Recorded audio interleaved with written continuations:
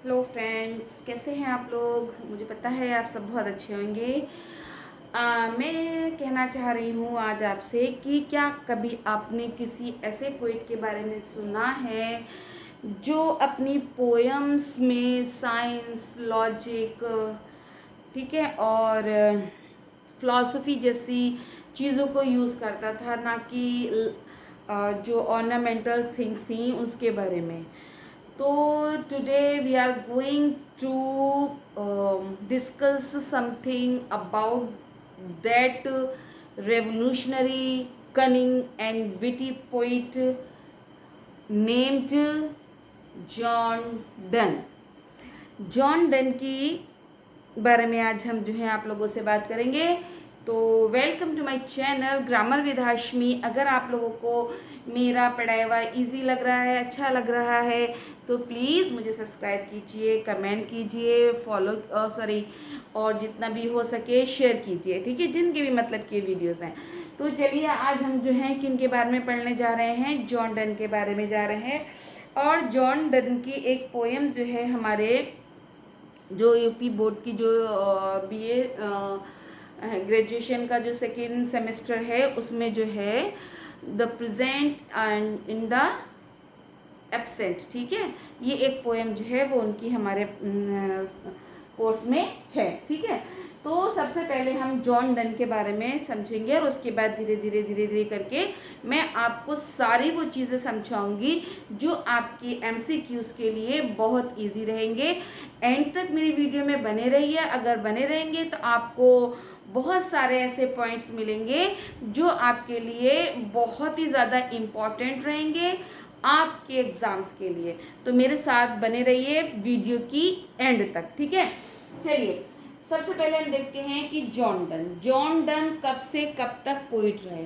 1572 से लेकर के 1631 तक रहे वो पोइट, ठीक है। यानी कि उनकी जो जन्म डेट है वो ये है और जो डेथ डेट है वो हमारी ये है। देखिए बच्चों, आप लोग जो है इसका स्क्रीनशॉट ले लिया करें जिससे कि आपको आराम से आप अपने नोट्स बना सकें। और नोट्स ज़रूर बनाइएगा बिकॉज वो आपको बहुत हेल्पफुल रहते हैं। क्योंकि अगर आपके पास नोट्स होंगे तो आप कभी भी उसको ओपन करके एक बार रिवाइज कर सकते हैं, ठीक है। तो पढ़ने का सही तरीका यही होता है कि हम जो भी पढ़ते हैं उसको हम नोट डाउन करें, क्योंकि लिखते लिखते आधा तो वैसे ही लर्न हो जाता है ना। चलिए अब हम चलते हैं जॉन डन के बारे में कुछ बहुत ही इम्पोर्टेंट बातें। सबसे पहली बात तो ये है कि ये जो थे जैकोबियन इरा के पोइट थे, ठीक है। कौन थे ये, इनका इरा कौन सी थी, जैकोबियन इरा, ठीक है। उसके बाद जो इनके लिए पहला पॉइंट है वो क्या था, leading poet of metaphysical poetry. पहली बात क्या है कि जॉन डन थे वो मेटाफिजिकल पोइट्री के लीडिंग पोइट थे, ठीक है। अब आ जाइए हमारी दूसरी बात पर। अब मेटाफिजिकल स्कूल ऑफ पोइट्री, ठीक है। सॉरी, ये लीडर लिखना मैं भूल गई, लीडर, ठीक है, leader of metaphysical school of poetry, ठीक है। यानी कि वो मेटाफिजिकल स्कूल ऑफ पोइट्री के लीडर माने जाते थे। दो बातें हो गई। तीसरी बात आई, इनको जो है known for his blending of passion and logic, ठीक है। इनको ऐसे भी जाना जाता था कि ये ब्लेंड कर देते थे पैशन को और लॉजिक को, ठीक है। तो इनको इस रूप में भी जाना जाता था।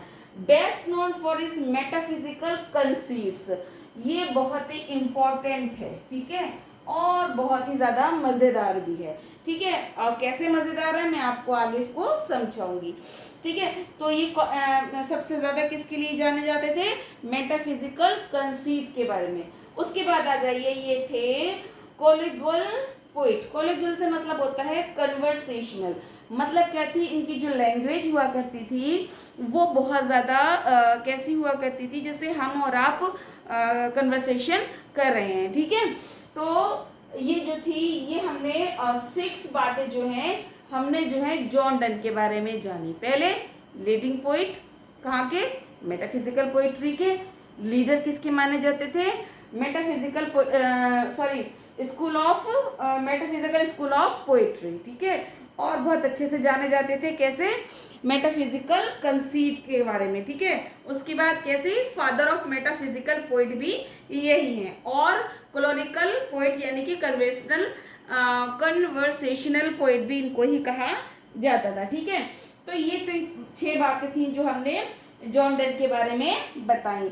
आपके एमसीक्यूज में इस तरीके से क्वेश्चंस आ सकते हैं कि मेटाफिजिकल पोइट्री के लीडर कौन थे, लीडिंग पोइट कौन थे, ये leader of metaphysical school of poetry कौन थे, और blending of passion and logic के लिए किनको जाना जाता है, फादर ऑफ मेटाफिजिकल पोइट कौन थे, मेटाफिजिकल कंसील के लिए कौन जाना जाता है, ये कन्वर्सेशनल या कोलिगुअल जो स्टाइल है वो किसका था, ठीक है। तो ये आपके एक तरीके से 6 क्वेश्चंस जो हैं एमसीक्यूज बन गए, ठीक है। और ये हो सकता है कि ये आपके जो एग्जाम्स हो उसमें आ जाए, ठीक है। उसके बाद देखिए मीटर और स्टाइल, ठीक है। इनका मीटर जो होता था वो था इयम्बिक पेंटामीटर। इयम्बिक पेंटामीटर में आप लोगों को कई बार समझा चुकी हूँ, एक बार मैं आपको फिर बता देती हूँ। इयम्बिक से मतलब होता है अनस्ट्रेस्ड और स्ट्रेस्ड, ठीक है। अनस्ट्रेस्ड और स्ट्रेस्ड, जैसे दादुम दादुम, जब दादुम दादुम दादुम दादुम दादुम यानी कि इस तरीके से 5 सिलेबल्स अगर हमारे साथ में आते हैं तो वो हमारा इयम्बिक पेंटामीटर होता है, और उसके अंदर लगभग 10 सिलेबल्स होते हैं, ठीक है। ये तो हमारा ये था इयम्बिक पेंटामीटर। और जो है इनकी लाइंस जो है थोड़ी सी रफ भी हो जाया करती थी, कभी कभी कोई लाइन जो है इनकी थोड़ी सी रफ भी होती थी। और ये आर्गुमेंटल थे। आर्गुमेंटल ऑब्वियसली जब हम इनको पैशन ऑफ लॉजिक कह रहे हैं, ठीक है, तो ऑब्वियसली ये आर्गुमेंटल तर्क तो करते ही होंगे, मतलब किसी भी चीज़ को सीधे सीधे नहीं मानते थे, उसके ऊपर प्रश्न चिन्ह लगाते थे या उसके ऊपर तर्क करते थे कि भाई ये ऐसा क्यों, ये ऐसा क्यों। बहुत ही मज़ेदार जो थी इनकी चीज़ें थी, वो मैं आपको अभी आगे और बताऊंगी, ठीक है। उसके बाद आ जाइए and on A surprising point, ठीक है। इनकी पोएम्स में क्या होता था, जो एंड होता था वो बहुत ही सरप्राइजिंग होता था, यानी कि रीडर जो है उस एंड की कल्पना भी नहीं करता था, और वो एकदम कुछ इस तरीके का एंड लेकर आते थे कि रीडर्स के लिए वो सरप्राइजिंग हो जाता था, ठीक है। उसके बाद चलिए इनकी थीम कौन सी होती थी, यानी कि इनकी पोइट जो ये पोएम्स लिखते थे वो किस पर लिखा करते थे, ठीक है। तो इनकी पोएम्स होती थी लव, डेथ, रिलीजियस, स्पिरिचुअलिटी, ठीक है, और लॉजिक, ठीक है। तो ये इनकी क्या होती थी, थीम्स होती थी। उसके बाद देखिए ये आती है टोन, मतलब इनकी जो पोएम्स होती थी उसमें टोन कैसी निकलती थी। आर्गुमेंटल मैंने आपको पहले से बता दिया, इंटेलेक्चुअल और ड्रामेटिक, ठीक है। उसके बाद देखिए मैंने एक ग्राफ बनाया है जो इनकी स्टाइल को जो है बहुत ही ज़्यादा क्लियर करता है। कैसे, logic plus science plus philosophy is equal to metaphysical poetry, ठीक है। ये किसकी थी, जॉन डन की, ठीक है। अच्छा, इनका एक खास ये बात थी, इनकी पोइटिक ऑर्नामेंट्स नहीं होता था, मतलब ये अपनी जो पोइट्री होती थी उसको बहुत ज़्यादा सजाते संवारते नहीं थे, जैसे और पोइट्स हुआ करते थे, वो अपनी पोएम को कुछ जो हमारे फिगर ऑफ स्पीच वगैरह होते थे उनसे बहुत ज़्यादा उसको ऑर्नामेंट्स करते थे। तो इनके अंदर जो है वो नो पोएटिक ऑर्नामेंट्स हुआ करते थे, ठीक है। देखिए अभी अब तक हमने कितना सीखा कि मेटाफिजिक, आप लोग बोर्ड के सामने से मैं हटी हुई हूँ, प्लीज़ इसका स्क्रीनशॉट आप ले लीजिए कि हमारे जो जॉन डन थे उनका जन्म जो था 1572 में हुआ, और उनकी जो डेथ थी 1631 में। जैकोबियन इरा से संबंध होता था इनका, लीडिंग पोइट थे मेटाफिजिकल पोइट्री के, और लीडर माने जाते थे मेटाफिजिकल स्कूल ऑफ पोइट्री के, और इनको blending of passion and logic के नाम से भी जाना जाता था। ये फादर ऑफ मेटाफिजिकल पोइट भी थे, बेस्ट नोन सबसे ज़्यादा जो इनको जाना जाता था वो था मेटाफिजिकल कंसीट। मेटाफिजिकल कंसीट क्या है वो मैं आपको और अच्छे से समझाऊंगी। और उसके बाद ये कौन थे, कोलिगुअल पोइट यानी कि कन्वर्सेशनल भी थे, यानी कि आम बातचीत जिस तरीके से होती थी उस तरीके की लैंग्वेज होती थी। मीटर इनका इयम्बिक पेंटामीटर होता था और थोड़ी सी रफ लाइंस होती थी, ठीक है। स्टाइल इनका जो था आर्गुमेंटल होता था, एंड ऑन सरप्राइजिंग पॉइंट पर होता था। थीम इनकी होती थी लव, डेथ, रिलीजन, स्पिरिचुअली और लॉजिक, टोन आर्गुमेंटल, इंटेलेक्चुअल और dramatic. Logic plus science plus philosophy plus metaphysical poetry, और कोई भी ऑर्नामेंट्स नहीं होते थे, ठीक है। अब हम चलते हैं इनके जो आगे की कैरेक्टरिस्टिक्स हैं उसको समझते हैं। हाँ, तो अब हम आगे चलते हैं, जॉन डन के बारे में और ज़्यादा पता लगाते हैं, ठीक है। अब हम आते हैं जॉन डन के बारे में कुछ इंटरेस्टिंग बात समझते हैं, ठीक है। बच्चों, जॉन डन जो है जब वो स्टार्टिंग में जब बहुत यंग हुआ करते थे, मतलब आप ये कह सकते हैं कि जॉन डन भी दो भागों में बटे हुए हैं, ठीक है। एक वो जॉन डन जो यंग हुआ करते थे, एक वो जॉन डन जो बहुत ही ज़्यादा मैच्योर हुआ करते थे। अब होता क्या है कि इधर और इधर इनमें इतना जो है फ़र्क क्यों है, वो इसलिए है क्योंकि जब जॉन डन बहुत ही ज़्यादा यंग थे, ठीक है, इनकी जो अर्ली एज होती थी, तो इन्होंने इसमें जो है बहुत ही ज़्यादा रोमांटिक और प्रेम के ऊपर जो है पोएम्स लिखी। जैसे जैसे टाइम आगे जाता चला गया तब हुआ क्या कि ये जो है इनको डीन बना दिया गया सेंट पॉल्स कैथेड्रल का, ठीक है। जब इन्हें वहाँ का डीन बना दिया गया तब ये जो है बहुत ज़्यादा मैच्योर भी हो गए और रिलीजियस भी हो गए।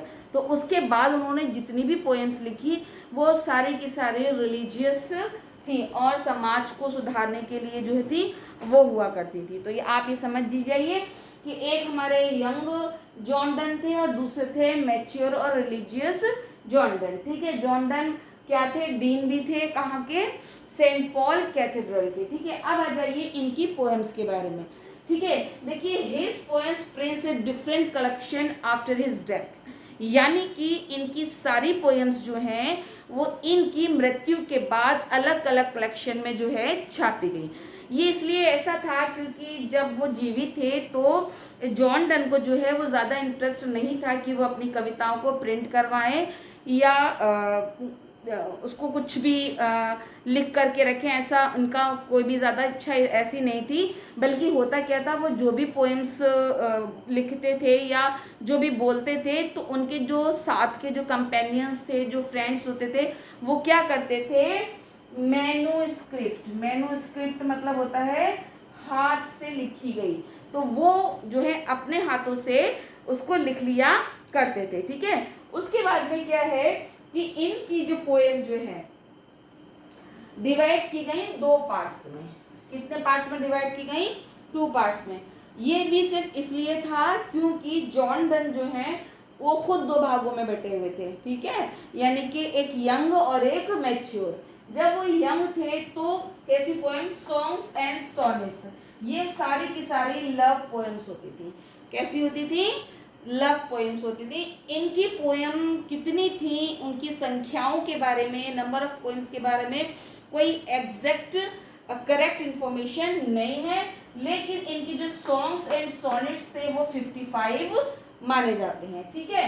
जिसके अंदर एक जो था द सनराइजिंग, ठीक है, और जो प्रेजेंट इन एब्सेंस है वो भी जो है इसी ग्रुप में आती है, ठीक है, इसी साइड में आती है। देखिए प्रेजेंट्स इन एब्सेंस में आपने वो मैं अभी आपको उसको बहुत डिटेल में बताऊंगी, इसलिए इसको अभी जाने देते हैं। अभी हम आते हैं अपने द सनराइजिंग पर। द सनराइजिंग का मतलब आपको पता होगा, लेकिन इस पोएम का जो थीम थी वो ये थी कि इसमें जो है पोइट अपनी सूरज को एड्रेस करते हुए कहता है कि वो जो है उसकी प्रेमिका के बेड के पास बिल्कुल भी ना जाए, ठीक है।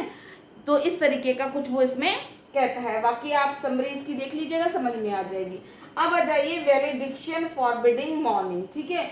ये पोएम भी बहुत ही ज़्यादा इंटरेस्टिंग है। जो मैंने आपको कंसीट्स बताया था, ठीक है, कि मैं आपको उसको डिस्क्राइब करूंगी ठीक से, वो मैं अब आपको बता रही हूँ।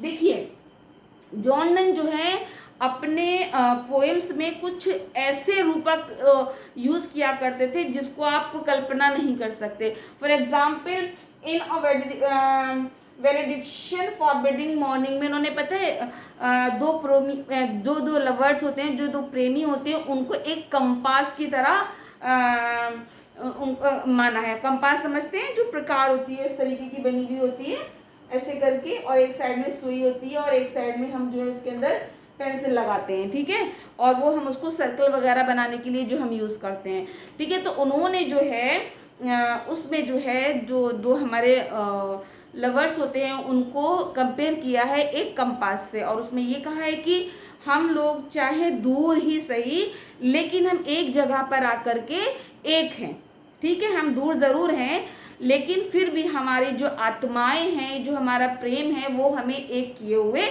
है, ठीक है। तो वो जो है इन्होंने प्रेम को जो है और दो प्रेमियों को जो है कंपास से कंपेयर किया।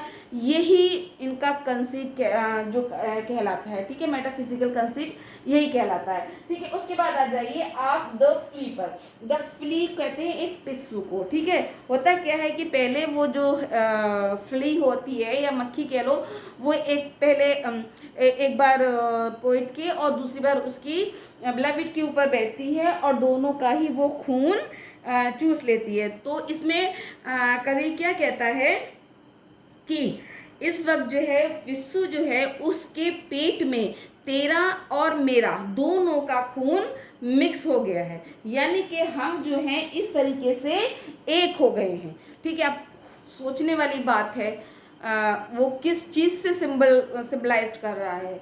मतलब मच्छर के पेट में जो ब्लड है उसका भी है और उसका भी है, ठीक है। तो वो इस तरीके से कंपेयर यहाँ पर कर रहे हैं, ठीक है। तो ये मैंने आपको 3 जो है पोएम्स बताई जो जॉन डन की थी, जिसमें उन्होंने कंसील टाइप का जो मेटाफिजिकल कंसील है वो यूज किया।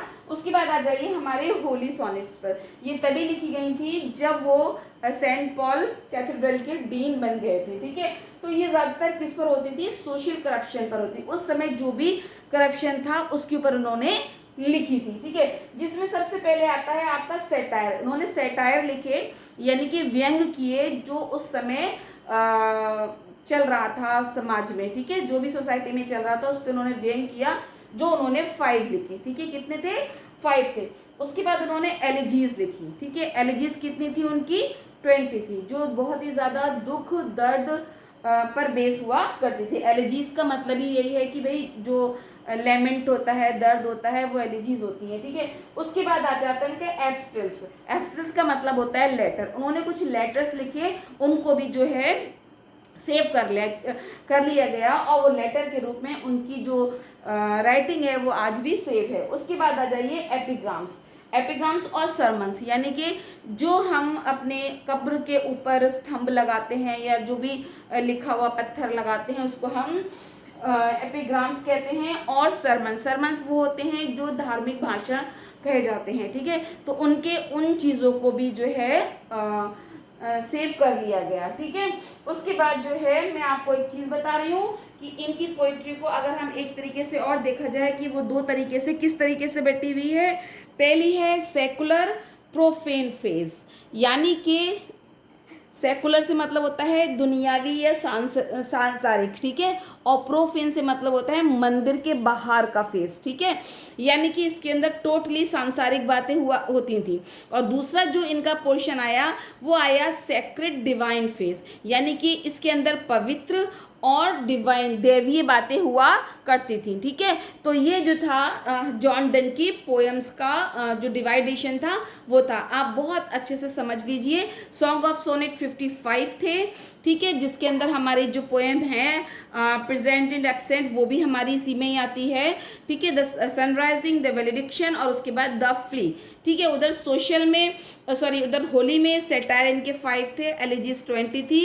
इनके जो लेटर्स थे और जो सरमन्स थे, जो भाषण थे, वो भी जो है इनकी कृति के रूप में सेव कर ली गई है, ठीक है। और इनका जो भी कलेक्शन है इनकी मृत्यु के बाद ही लिखा गया और 2 भागों में बता था, songs of and sonnets and Holi sonnets, ठीक है। अब हम चलते हैं इसके आगे। अब हम समझते हैं जॉन डन की जो पोएम जो हमारे कोर्स में प्रिस्क्राइब है, जिसका नाम है प्रेजेंटेड एब्सेंस, ठीक है। इनकी एक पोएम और थी द एक्सपीरेशन। इन दोनों पोएम का जो थीम लगभग एक जैसी ही थी, ठीक है। चलिए अब हम समझते हैं इस पोएम की कैरेक्टरिस्टिक्स क्या है। देखिए, जब आपसे जॉन डन के बारे में सवाल किए जाते हैं जा सकते हैं, तो आपकी जो पोएम आपने जो पढ़ रही है उसमें भी आपसे सवाल किए जा सकते हैं, ठीक है। तो उसके पोएम्स के बारे में थोड़ा सा मैं आपको बता देती हूँ। देखिए, ये जो थी मेटाफिजिकल कंसीट्स, इसमें जो था वो यूज हुआ था। इसका मतलब होता है बताइए क्या, स्ट्रेंज, स्ट्रेंज या फिर विचित्र, ठीक है, विचित्र। मतलब ये जो भी उपमा लेते थे वो बहुत ही ज्यादा अजीब और विचित्र हुआ करती थी, ठीक है। प्रेजेंट इन द एब्सेंस में जो बताया गया वो ये है कि तू अपनी प्रेमिका से या जो एब्सेंस है उसको पुकारते हुए कहते हैं कि हे एब्सेंस, तू मुझे कमज़ोर नहीं कर सकता। मेरी प्रेमिका भले ही वो मुझसे दूर है लेकिन वो अभी भी मेरे पास है। और सबसे लास्ट लाइन में वो ये कहते हैं कि मैं किसी अपने हार्ट के किसी कोने में जाकर उसको करूँगा और उसको किस करूँगा, ठीक है। तो ये इस तरीके से कि ये कंसीट जो यूज़ किया करते थे। उसके बाद विट और इंटेलेक्चुअल, ठीक है। विट और इंटेलेक्चुअल का मतलब क्या होता है, यहाँ पर जो है जैसा कि आप शुरू से देखते हुए आ रहे हैं, मैं आपको बार बार एक चीज़ बता रही हूँ कि हमारे ये जो जॉन डन थे वो बहुत ही ज़्यादा विटी थे। विटी मतलब क्या होता है, वो बहुत ही ज़्यादा शार्पनेस थे माइंड के, ठीक है। और उनकी जो इंटेलेक्चुअल से मतलब होता है रीजनिंग पावर, यानी कि लॉजिक होता था उनका, ठीक है। तो हमारा विट क्या हो गया, हमारा क्या था, शार्पनेस ऑफ माइंड, विट को हम ये कहते हैं। और इंटेलेक्चुअल को एक शब्द जाने तो हो जाता है हमारा लॉजिक, ठीक है। इनका जो है कैसे थे कि ये लॉजिक उनके उसमें हुआ करता था, ठीक है, जो मैं आपको बार बार बता रही हूँ, ठीक है। या जो भी है इनकी रीजनिंग होती थी, यानी कि हर एक के अंदर ये तर्क किया करते थे, ठीक है। डिक्शन जो है इनकी जो है बहुत ज़्यादा इस पोएम में जो है बहुत ज़्यादा आसान बिल्कुल भी नहीं है, ठीक है। बहुत ज़्यादा कठिन होती है, क्यों, और प्रोवोकिंग भी होती है।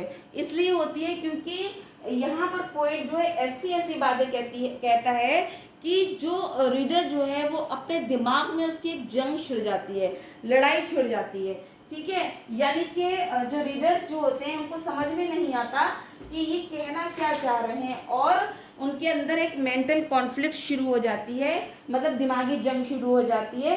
लेकिन जैसे जैसे वो पोएम को रीड करते हैं उनकी वो कॉन्फ्लिक्ट भी जो है वो सॉल्व हो जाती है, वो जो कंफ्यूजन होता है वो भी सॉल्व हो जाता है।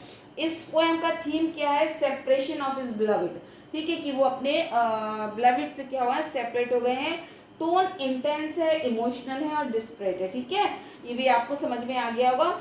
एनालिसिस, लॉजिक एनालिसिस, यानी कि जो है आप पोएम जब पढ़ेंगे तो आपको उसमें पता चलेगा कि इन्होंने कितने लॉजिक यूज़ किए हैं उसमें। लॉजिकली ये सोचते हैं। इनका कहने का मतलब ये था कि प्रेम is not a very sweet, सिर्फ स्वीट नहीं है, ठीक है, वो लॉजिकल भी हो सकता है, ठीक है। उसको हम सोच सकते हैं, उसको हम तर्क में ले सकते हैं। सिर्फ ये नहीं है कि प्रेम मीठा है और बहुत ये है, आप पास में हैं तो ही सब कुछ अच्छा है। लेकिन वो यहाँ पर यह कहते हैं कि प्रेम जो होता है ना वो सिर्फ स्वीट नहीं है बल्कि कैसा है, लॉजिक भी है, ठीक है।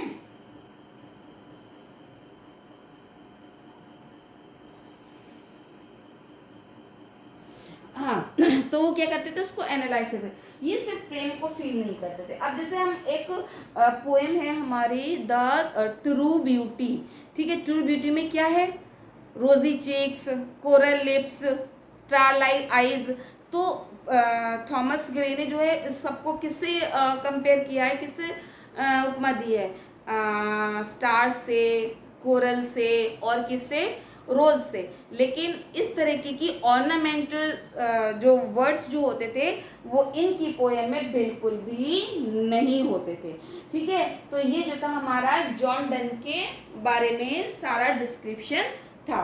ठीक है, तो यहीं पर जो है हमारा जॉन डन का चैप्टर जो है वो फिनिश होता है। अगर आप लोगों को इजी तरीके से समझ में आ गया हो और आपको मेरा पढ़ाना टीचिंग मेथड आपको पसंद है, अच्छा लग रहा है और अच्छे से समझ आ रहा है, ठीक है, तो आप लोग प्लीज़ सब्सक्राइब कीजिए, लाइक कीजिए और मुझे कमेंट ज़रूर कीजिए। कम ऑन, मैं हर बार बोलती हूँ, your feedback is very important for me, so please comment for me and share this video उनके साथ जो उनके लिए ये बहुत ज़्यादा इम्पॉर्टेंट हो सकती है, ठीक है। क्यों? क्योंकि इसमें मैंने जो पॉइंट्स रखे हैं वो बहुत ही ज़्यादा इम्पॉर्टेंट पॉइंट्स हैं, ठीक है। तो मैंने आपको क्या बताया, वो मेटाफिजिकल पोइट थे, फादर ऑफ मेटाफिजिकल पोइट थे, लीडर थे मेटाफिजिकल स्कूल ऑफ पोइट्री के, ठीक है, लीडिंग पोइट थे मेटाफिजिकल पोइट्री के, और ब्लेंडिंग थे लॉजिक और पैशन के, ठीक है। और जो है आप प्लीज़ वीडियो पीछे करके देख लीजिएगा, या फिर आप जो है वीडियो को पॉज करके उसको स्क्रीनशॉट लेकर के इसके नोट्स ज़रूर बनाइएगा बच्चों, ठीक है, क्योंकि ये जो है आपके MCQs में बहुत ज़्यादा हेल्प करने वाले हैं, ठीक है। तो अगली वीडियो तक के लिए मैं आपसे विदा लेती हूँ। मिलते हैं अपनी नेक्स्ट वीडियो में। नेक्स्ट वीडियो भी आपके लिए मैं बहुत ही ज़्यादा स्पेशल लेकर के आने वाली हूँ, जो आपके लिए बहुत ज़्यादा इम्पॉर्टेंट होगी, ठीक है। तो नेक्स्ट वीडियो तक के लिए मुझे परमिशन दीजिए। Keep watching my channel grammar with Hashmi. Thank you very much.